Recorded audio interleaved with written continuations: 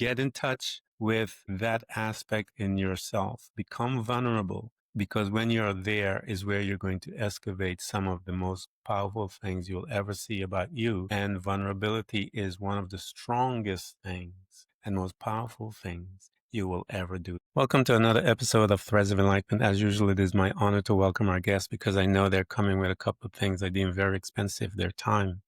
24 hours has been offered to every one of us, and what we do with our time will tell a lot about ourselves.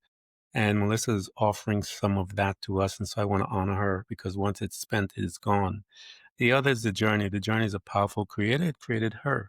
It gave her some things that we want access to. And in order for her to allow us access, she has to become vulnerable, as they say. And so we want to honor her for coming and allowing us to access her and for her time. Melissa, thank you so much for coming to Threads of Enlightenment. Thank you for having me. I'm excited to be here. It's an honor. One of the first questions, I like going straight for the juggler girl. One of the Me first too. questions that we ask here at this podcast is in relations to that second aspect of our journey, the servanthood. And my question to you, Melissa, is how do you serve mankind? I feel like I'm doing that in everything that I do, just because the goal for me is to get people to recognize their own humanity and learn how to extend unconditional love and compassion for themselves. And when we do that, we're able to extend that to other people.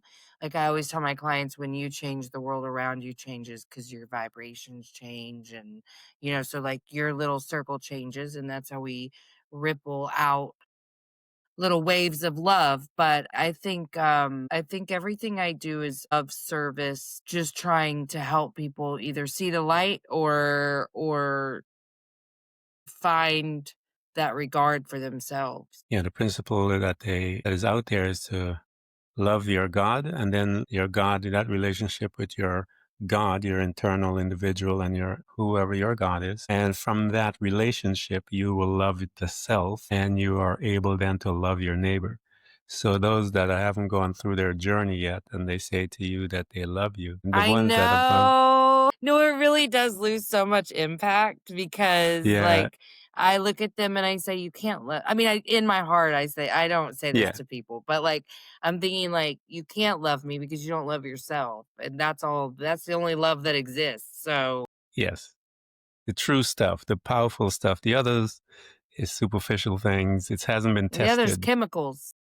Yeah, It's dopamine, adrenaline, serotonin, yeah, oxytocin. Like, it's not yeah. love. And those are the type of things. And so, but when you go through and you look at the dark side of self and you come out and you love that, oh yeah, Right. now you can tell me Yeah. you love me and I will believe that. But there's a little more power.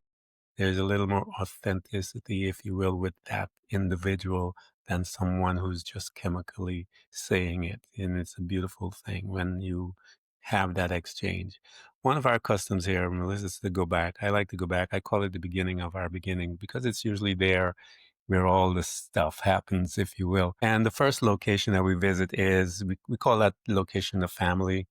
We're going to learn our communication skills. We're going to learn, start developing our beliefs right there, formulating that, our patterns of behavior, all the mindsets that we're going to, limited mindsets, and all those different things we're going to start developing right here in this location that is called the family. Trauma is usually one of those things that we experience there as well.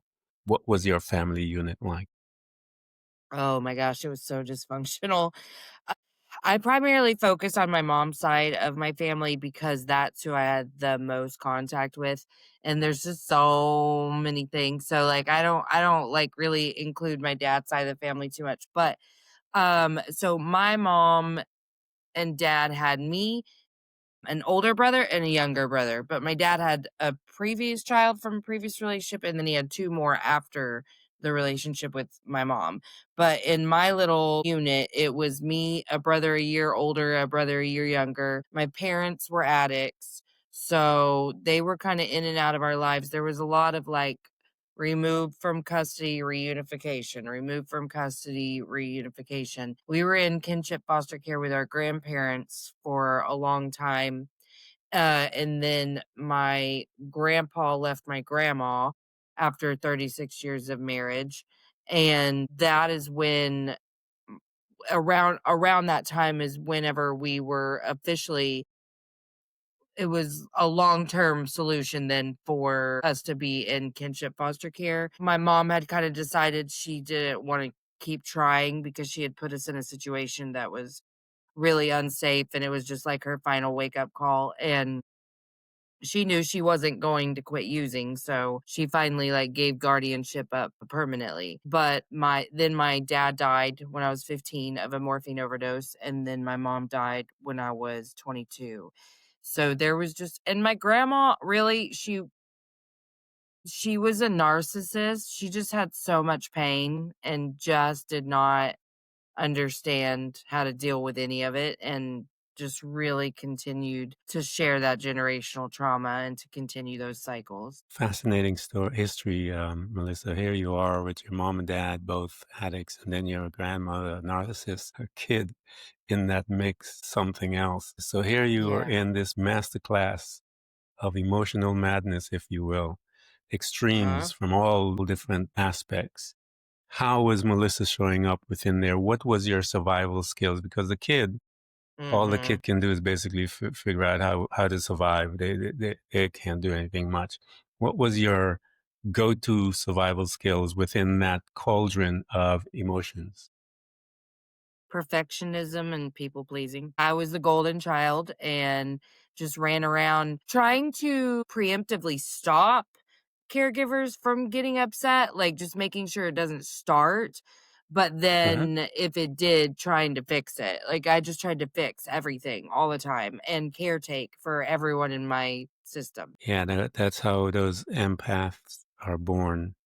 Mhm. And when you have an empath with within the mix of a narcissist, you could get yourself into some serious problems with that kind Gosh, of things. absolutely. Like, if you know anything about the narcissistic lectures, it's Yeah. awful. So it's like hours of you just sitting and, hearing what a terrible human you are, like, no matter how young or old you are. And I remember making, like, literally sitting there and going, okay, mental note, don't do this again, or like what like I would really Yeah. be just like internalizing everything she was saying to me throughout that whole 2 hours. But then it was also like, okay, make your face look more interested because she's getting pissed because you don't look like you care about what she say. I mean, that's why, like, for so many years, that's I could completely keep my facial expression like exactly how you whoever is receiving me, that's I'm going to indicate with my face that I'm exactly what you want me to be right now. Yeah. Now Yeah. I'm so authentic that I'm not going to play. I'm going to be like, "Oh my god, are you kidding me?" But at the time, man, I just fawned all the time. Yeah. His survival mode is the first space by which the kid, the individual, will occupy. And that space, we will occupy that usually until the journey comes when we have some people call it the dark day of the soul, when our whole world Mhm. crashes and everything goes because we've been surviving for so long and then everything goes. We have to figure out, wait a minute, I've never been here before, and I don't know what to do. And then we start figuring out what we do and to move it. So, Mhm. as you're growing up and this young woman in the midst of all of that, because I know your backstory, I'm trying to excavate some of that data so that those that are listening will be able to see how all of that impacted this young girl as she is growing up. So, talk to us as you're growing up and all of this. How were you dealing with life? What was happening with your life? All of those things, if you can go into that a little. Well, I think what really makes me a little bit more unique is that I got like a vision really young of my purpose, and Hmm. just intuitively knew that these How old things were you, weren't Melissa, happening when for no that? reason. How Probably like old? Sorry to 4. interrupt you. How old were That's you? okay. Yeah, probably like 4. Pretty young. I Wow. mean, like Wow. 3, 4. I mean, weird stuff, first of all, happened like my whole life. So, like orbs, things that were scary to me then, but I Yeah. I can recognize now as just, protection. Like, Yeah. yeah, no, I was really young, and because I was raised very religious, and I don't know if you know this, but like I live in Oklahoma. So here, honestly, there isn't a way to practice religion without being a fundamentalist. I mean, that's just how it is here. Everything's Yeah. very I've fire and been there. I've brimstone. seen it. It's yeah, just, lots of, just the Southern Baptist culture of Oklahoma, And so it's very fire and brimstone, but I also was really lucky to have connected with some people at a really young age that worked in the church and would come, and no matter where we were, they'd find us and they would pick us up on that church bus and they'd drive us to church. And I mean, we were left home alone a lot. That was one of the things that would get us removed from her care a lot, is that she'd mess up. She'd leave for days and leave us three children to fend for ourselves. But that church bus would come and pick us up. And so I got to hear these stories, and I was very moved in Sunday school at a very young age by the story of King Solomon. And before the age of 5, I started to pray for wisdom. Like every night I would pray because I really wanted to make good choices, and I felt a higher calling early. So that was the thing that I always came back to. Like, especially like when my dad died, I was in Mhm. high school. I was a sophomore in high school, and it reconfirmed, like, a higher purpose, because I remember thinking, like, "These people just don't get it. Like, this shit doesn't matter. Yeah. What are they do?" Like, like, just the normal teenage stuff. I'm, like, over here, like, "None of this matters. We're here for a short amount of time." Now, I was having a total trauma response to, like, the sudden loss of my dad, but also I was very tapped in to a higher self without even realizing it. So I just kind of revisited the fact that there would be a purpose for this pain and that this was my purpose. I didn't have the level of understanding I have now, obviously, because I had a completely different paradigm, but Mhm. it always resurfaced. It always came back. It was always my center. Like, this is your purpose on this earth. But if I'm being really honest, there were times when that was a real victimization of myself, where it was like, great, I only exist to, experience pain and Yeah. serve others. You know what I mean? But now it's from a much I feel very empowered and from a position of strength, because I understand so much more now. It's not just suffering. And the times that I have suffered, it was happening for me and not to me. But yeah, I just kind of knew these things don't just happen. Like, nobody's just going through all of this for no reason. That's the way I always felt. And I just made that my north. Yeah. That's God's model. It's tribulation works patience. It is the only process known to man that I've ever read that helps one to deliver or develop character, true character.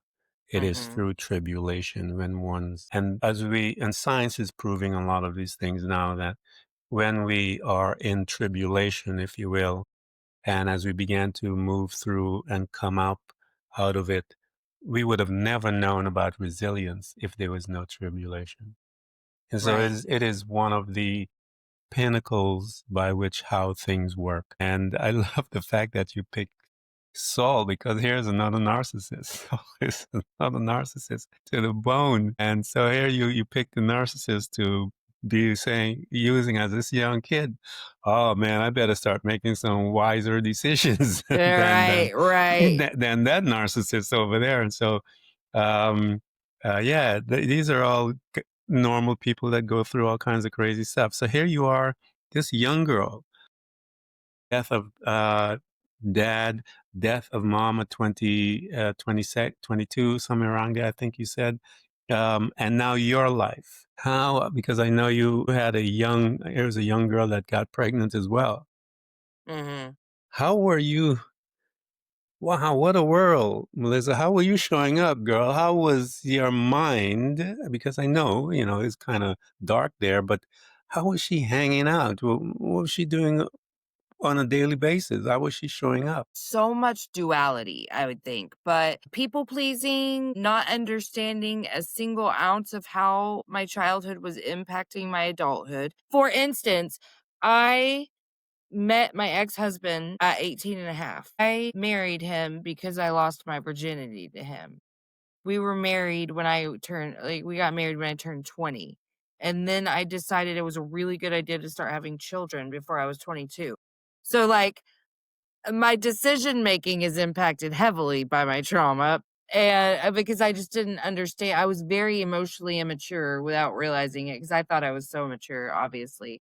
Because don't you know everything around that age? I have a kid who's 22 now, and I'm like, "Oh my god, if you were having a kid right now, I'd be so scared." But, someone should have been scared about me having kids at that age. But yeah, I was a real people pleaser. I had no idea how to say no to anything or anyone, and I was holding myself to this cross of perfection because I made this promise that I would not give my children the experiences that I had, so I really thought that that meant perfection. But I think the part of how I was showing up then that's really just caused the most amount of my shame is just very reactive. I mean, because I was, in a constant state of dysregulation and survival, I woke up escalated, I went to sleep escalated. There wasn't a point in my life where I was calm or regulated. And so just kind of trying to figure out structure and routine even, I just was really reactive. So, and because I was so accustomed to freeze or fawn in public, the people closest to me got the most reactivity because I was really easily triggered with them because I was so used to with everybody else just pretending to be fine. So, like my grandma, my spouse, my children, I'm just instantly reacting in a really big way with them all the time, just very aggressive. I was very aggressive. And I say motivated by spite Mhm. and just showing up really. I looked very angry. It looked a lot like anger. I wouldn't characterize it that way now with this understanding, but that's what it looked like. As you're moving through your life, Melissa, and you are, because I tell people, there's life happens. We are in that state for years, 10 years, 5 years now. And so we are in our 20s, and then next thing you know, we're in our 30s, late 30s, going into our 40s, and we're still crazy like we were back when we were 20, but we were able to manage it Mhm. a little more. But Yes. we're still spiraling all over the place. You're not Yes. happy. You're not, yeah, nothing tastes good, if you will. And then one day, Melissa, talk to us about your life happened period, and how old were you when I always use this kind of analogy. I tell people one of my favorite songs is Bolero. I really love that song because it reminds me of life. It has these little and within all those little we are getting all the red flags and we're not really paying attention. And then there's one day, Melissa, when we hear all the crashing cymbals and it's so noisy, our world is all over the place, and we're on the floor crying like a little baby in a corner trying to figure out what just happened.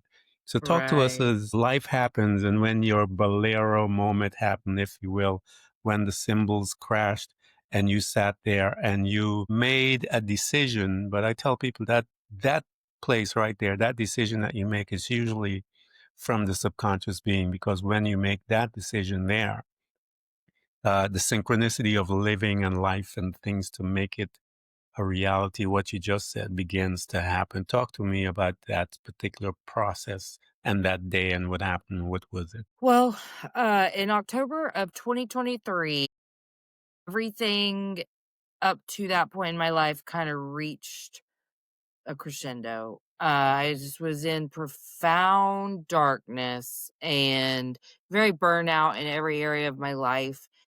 I didn't feel satisfied with anything, and I was in a lot of conflict.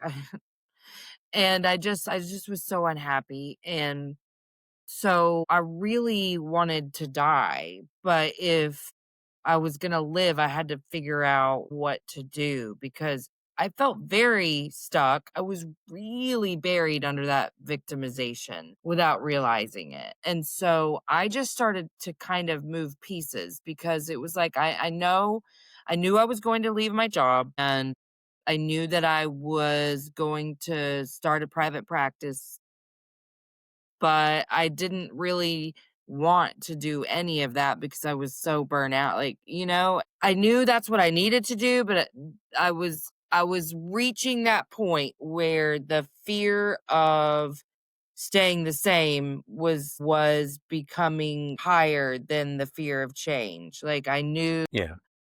I knew I wasn't going to make it if I didn't do something, but I didn't necessarily feel empowered to do that. So I kind of Yeah. just started moving pieces, and I got lost in creativity that I didn't know I had. I just learned like kind of how to get into a flow state by doing Hmm. things. But it wasn't like, I mean, I was really white knuckling through so many things at the time. I was awakening for the first time, really like starting to expand my consciousness, but it was, the pain involved in that. Like, it's Yeah. excruciating. So it Yeah. was like so unpleasant, honestly, until I like had that first epiphany that was just like, oh, you have so much more control over this than you thought, like you've put yourself in the back seat your whole life and felt like such a victim to other things without acknowledging like, oh no, you did this, like you're the problem. And so kind of just awakening, but that really happened after I went ahead and quit my job and started my Hmm. show, and just like inviting people into my life and my energy that were helping me to go. And honestly, I can't think of a single podcast guest I've had that hasn't like helped me on this journey.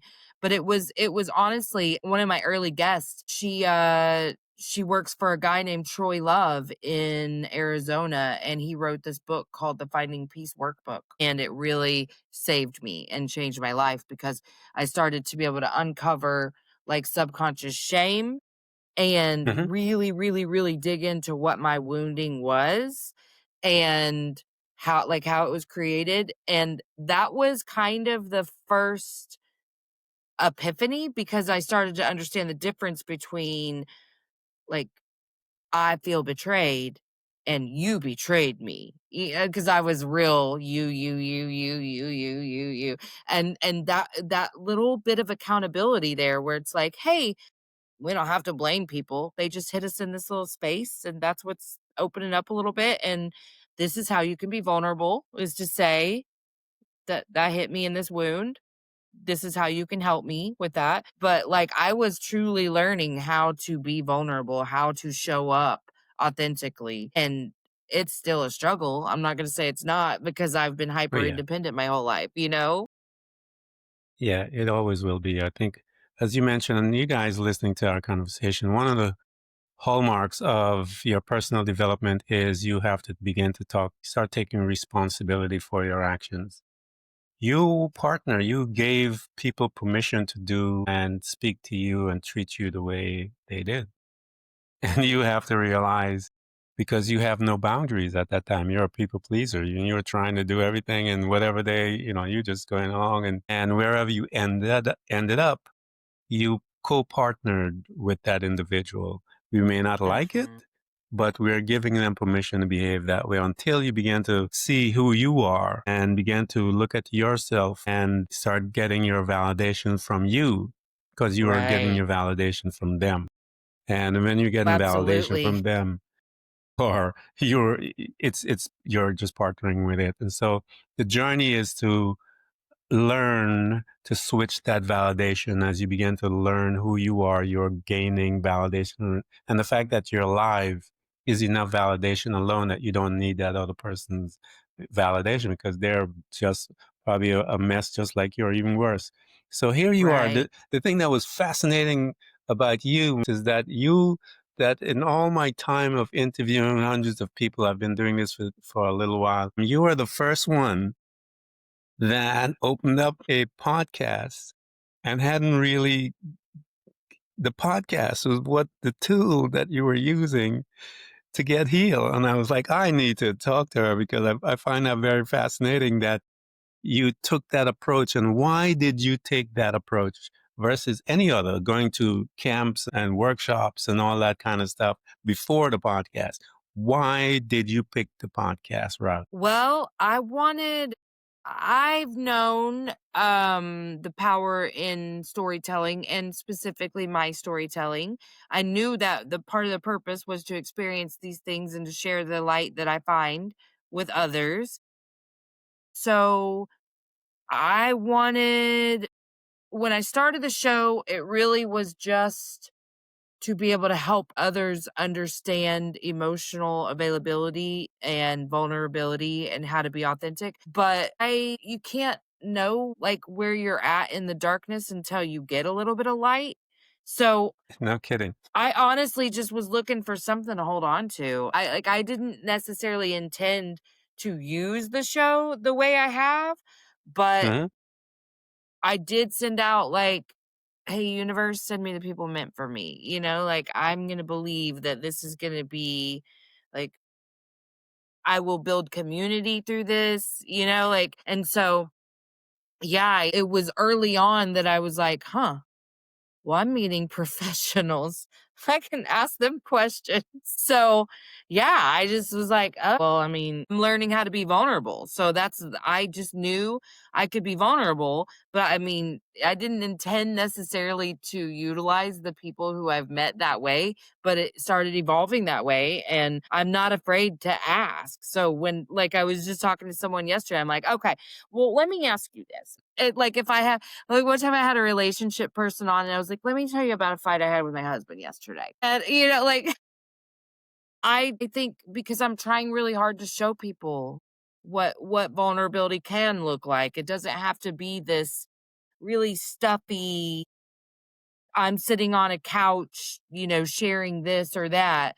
And it really can just be, I'm scared, or, oh, I think I'm realizing right now, since I finally got to talk about all this and get it out of my head, like I process a lot of things on my show. I just want people to see, like, it's I scary for love other it though. people I too. thought it was brilliant because it's a place where you're on a stage where you have to be authentic, number one, but your audience and everyone else is going to hold you accountable. So I thought it was brilliant in the sense that number one, you're getting free therapy. I was like, man, this Right? is great stuff. Getting free therapy. You are being held accountable by an audience that you're creating and a community that you're creating all in real time. And you have to be able to show up and become authentic in front of everyone. And I thought it was a brilliant tactic in how you went ahead doing it because what a way to hold yourself accountable. You guys are listening to Melissa.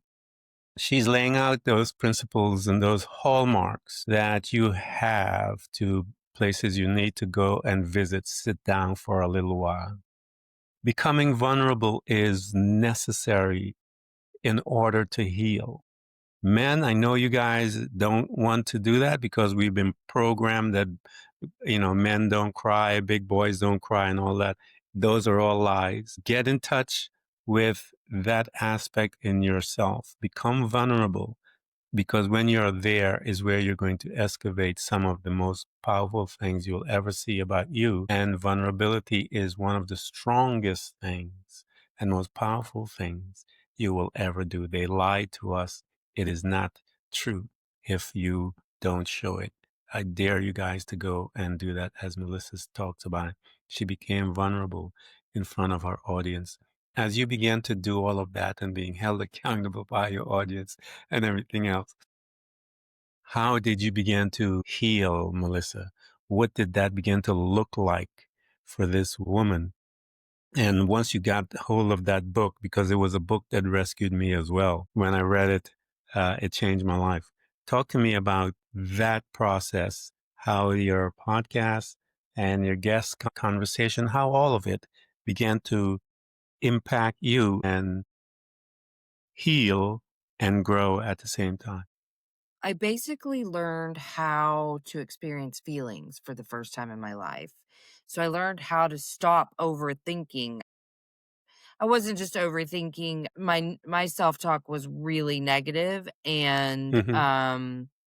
I felt like I was questioning my sanity and really wondering like if I had schizophrenia. I have a schizophrenic brother and so I was like, "Is this schizophrenia?" Because my self-talk was so loud, or at least what I believed to be my self-talk. I mean, I know now that that wasn't me, that wasn't my voice, that was just programming that I had received. But that's how that book kind of broke it down, is what he calls the shadows of shame. And Yeah. he breaks shame down into different archetypes. And that's information I can work with. I get that, you know? So I learned how to quiet the noise. I just made my brain a much more quiet and safe place. That's been an evolution, obviously, but I could at least figure out. It took me a minute. I had to create a toolbox for stopping once it started, like just severe overthinking, and how to get out of my head and into my heart, because I was doing what everybody else does too, is over analyzing, thinking about a situation and believing that to be feelings, and it just wasn't. And so it really took understanding the way my subconscious was programmed to know how to reprogram it. And Yeah.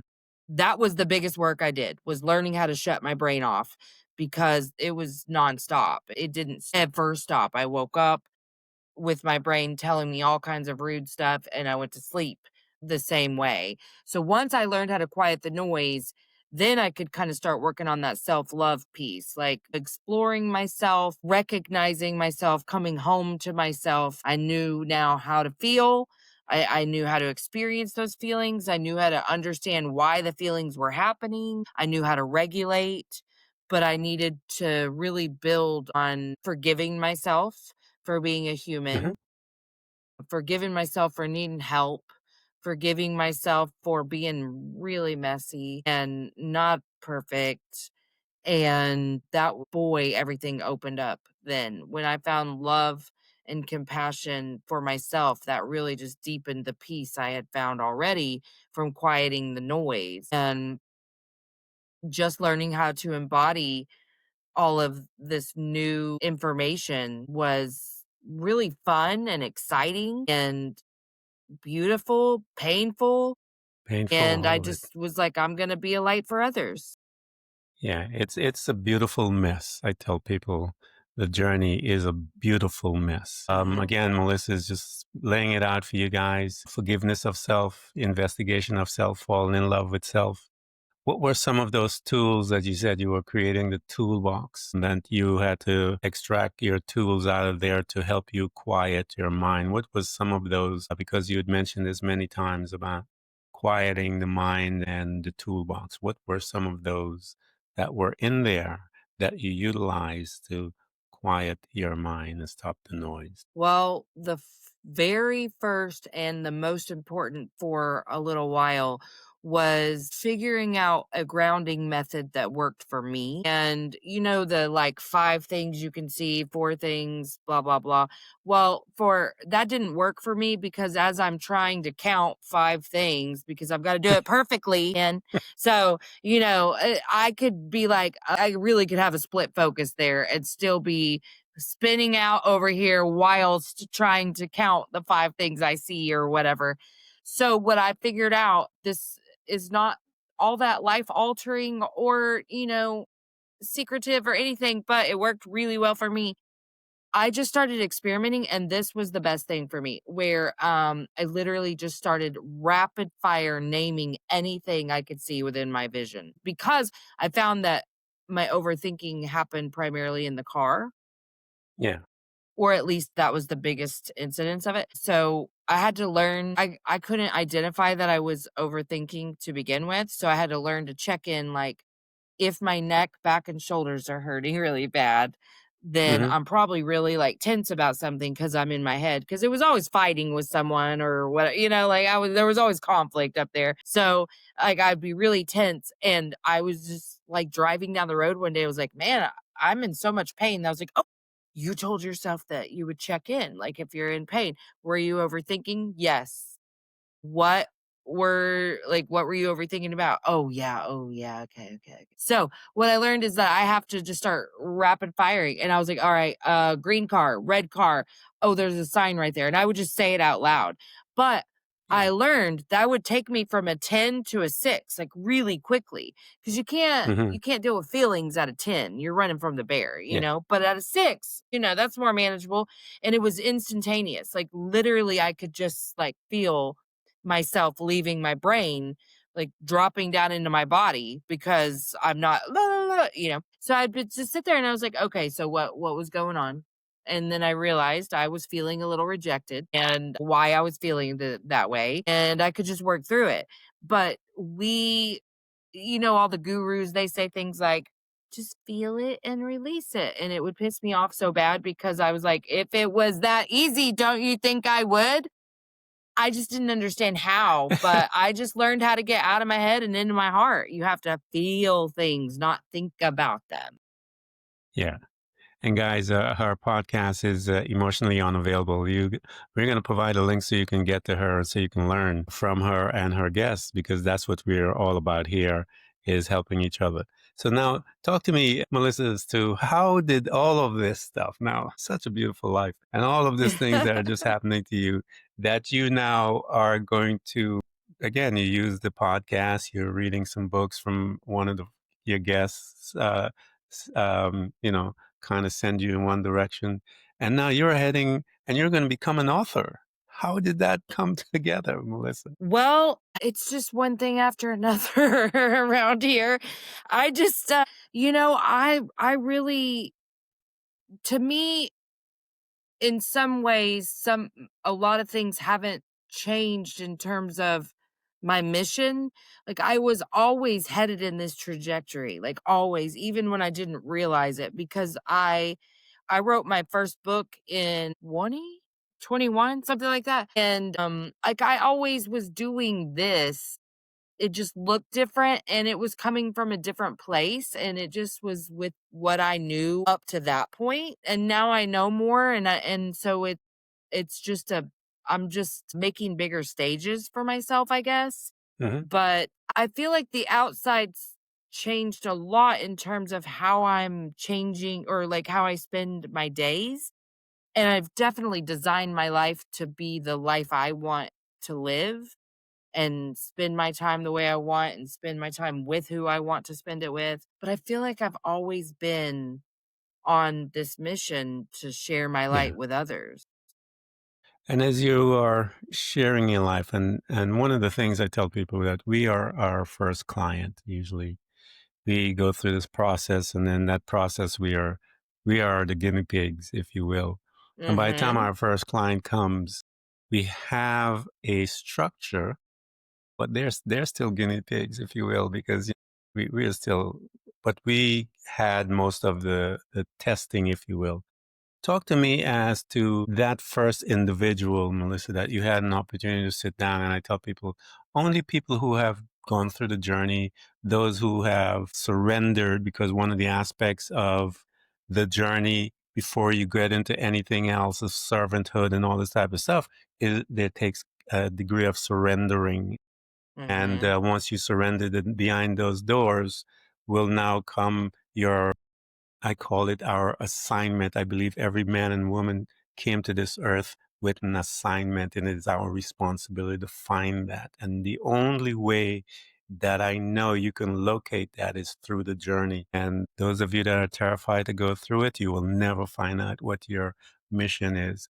So here you are, you have your first client. I want you to talk to us as to your process of dealing with that person and how that change took place. Well, I tell every client I'm not going to be like any therapist you've ever met. I promise you that. And that my commitment is to show up authentically. And so I don't do that any differently than I do on my show or, like if I'm talking to my family, like I'm showing up the same. There's not a big difference. That was something I decided on. Like I when I was deciding how to show up authentically and obviously that's evolved even, but at that time, I was still fresh into my own healing, so I said that, "Hey, it's not my LCSW that makes me really good at this, it's the fact that I've been through this. I'm only a couple of steps ahead of you, but I'm gonna share with you what has worked for me. And so just being really honest about that and showing up and allowing my magic to take place, like, because that is where all of my magic lies, is to be myself. I self-disclose all the time because that's the way I share, is through my stories, you know? So I just kinda just listen for their shame and their fears, and I still have my first client. She still sees me. Just was such a confirmation. Like the very first time we sat down, I felt just as energized. I felt just as rejuvenated from the conversation and just connected. And yeah, I just kind of help them work through victim consciousness a lot, honestly. Yeah. A lot of people, that's where they're stuck. Um, Hmm. Again, guys, we've been chatting with Melissa for a while. And again, we were going to provide all of her information, get to her sites. I know she has some free resources for relationships and stuff like that there. And you know how I feel about the books. I always tell my audience, get yourself about 5 or 6 friends. Each one of you buy a book, and we're going to give you Melissa's information as well, all of that. Buy a book, and then you guys read it, and then you take each chapter, you meet at a given time and discuss it. You will have, if it's 10, 12 of you, 5 of you, you'll have 5 different vantage points being discussed about this particular insight. And you guys will have a robust conversation, and you will change your life, probably get out of your situations much faster. And you're going to get excited about meeting that week, the next day, the next week, whatever. Do some potluck, enjoy yourself, form your little book club, and get Melissa's book and get into her podcast, all of that stuff, so that you guys can change your life. Melissa, I wish we could talk more and more and more. I know we both love this type of stuff that we do. Yeah, we love to Um, talk. I want to ask you this question as we're getting closer to the end of this. Your podcast, you have an opportunity and you're plugged into the 8+ billion of us that is on this little thing called the rock. What would be your advice to us coming from this woman that has, I think, just a ballsy woman that picked up a podcast and deal with our healing in the middle of on a podcast in front of everybody. I just love it. I think it's one of the best things I've ever read and listened to about a person's life. And here you are. You've been through so much from this young girl all the way to today. What would you say? Okay, just for clarification, are you asking like what is What's your advice to that eight the plus billion okay. people? What is your advice to us? Honestly, it starts with you. Like, you're the center of your universe, and you gotta figure out why you're the center of all the dissatisfaction in your life. But when you understand that life was not intended to be spent healing, we heal so that we can get what we're supposed to get out of this life. And we don't heal because we're garbage who, needs to recreate every last thing about ourselves.